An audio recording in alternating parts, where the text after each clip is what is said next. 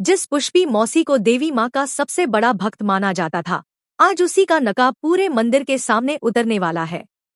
जैसे ही रूहानी ने उसके चेहरे से सच का पर्दा हटाया, गुरु का गुस्सा फूट पड़ा। लेकिन सबसे बड़ा झटका तब लगता है जब खुद पुष्पी मौसी सबके सामने अपना पाप कबूल कर बैठती हैं। रूहानी ने आखिरकार वो कर दिखाया जिसका इंतजार पूरे घर को था। 2 दिन पहले जो चुनौती उसने खुद से ली थी, आज वह पूरी होती नजर आ रही है। अब पुष्पी मौसी का झूठ और उनका नकली चेहरा ज्यादा देर तक छुप नहीं पाएगा। सीरियल इश्क जुनूनी की कहानी में अब एक के बाद एक ऐसे ट्विस्ट आ रहे हैं जिन्होंने पूरे परिवार की नींद उड़ा दी है। हवेली के उसी आंगन में जहां अब तक पुष्पी मौसी मासूम बनने का नाटक करती रही थी, अब वहीं उनका सच धीरे धीरे सामने आने लगा है। सबसे बड़ा झटका तब लगता है जब पुष्पी मौसी गुस्से में खुद कबूल कर बैठती हैं कि हाँ, वही सबके पीछे थी। लेकिन सच सामने आने के बाद भी उनके चेहरे पर डर कम और घमंड ज्यादा दिखाई देता है।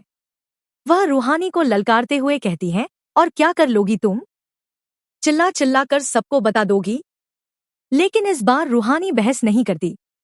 वह सिर्फ मंदिर की तरफ देखती है और उसके चेहरे पर एक अलग ही भरोसा दिखाई देता है। अब रूहानी को यकीन हो चुका है कि जिसका रखवाला ऊपर वाला हो, उसका कोई कुछ नहीं बिगाड़ सकता। दूसरी तरफ पुष्पी मौसी बार बार मंदिर के सामने अपने झूठ और पाप को बचाने की कोशिश कर रही हैं। लेकिन शायद वह भूल चुकी हैं कि देवी माँ के दरबार में देर हो सकती है, अंधेर नहीं।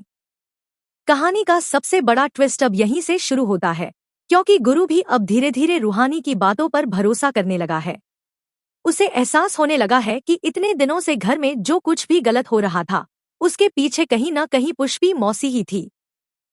वहीं बड़े चौधरी और दादी माँ भी अब उनके बदले हुए व्यवहार को देखकर सोच में पड़ गए हैं।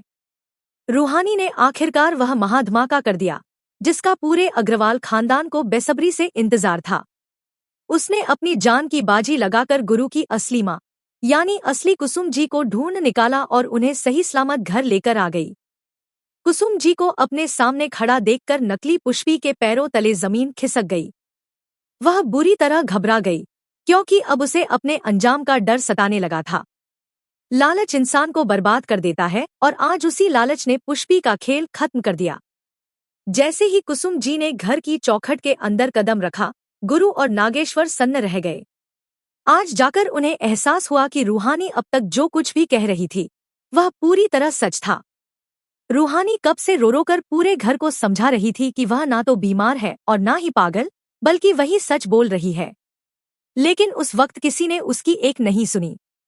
मगर आज जब यह खौफनाक सच सबके सामने आया, तो वही लोग जो उसे गुनहगार समझ रहे थे, अब उसकी बहादुरी की तारीफ करने लगे।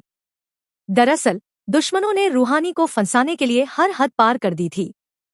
जब पुष्पी कमरे में छुपकर शराब पी रही थी, तब रूहानी ने उसे रंगे हाथों पकड़ लिया और पूरे घर को वहां बुला लिया। लेकिन खुद को बचाने के लिए नकली कुसुम ने सीढ़ियों से गिरने का नाटक रच दिया, ताकि सबको लगे कि रूहानी ने उसे धक्का दिया है। इस घटना के बाद घर के सभी लोग रूहानी पर टूट पड़े थे। गुस्से में नागेश्वर ने तो उसे रस्सियों से बांध तक दिया था। इतना ही नहीं, जब गुरु ललिता को घर से बाहर निकालने की कोशिश कर रहा था, तब ललिता ने भी आखिरी चाल चली। उसने जानबूझकर रूहानी का हाथ अपने गले पर रख लिया और ऐसा माहौल बना दिया जैसे रूहानी उसका गला घोंटकर उसे मारना चाहती हो। लेकिन आज इन सभी मक्कार और लालची औरतों के झूठ का पर्दाफाश हो चुका है और रूहानी की पाक साफ सच्चाई की जीत हुई है। अब आप बताइए, अगर रूहानी सच सामने ना लाती, तो क्या गुरु कभी अपनी असली मां से मिल पाता? कमेंट में जरूर बताइए।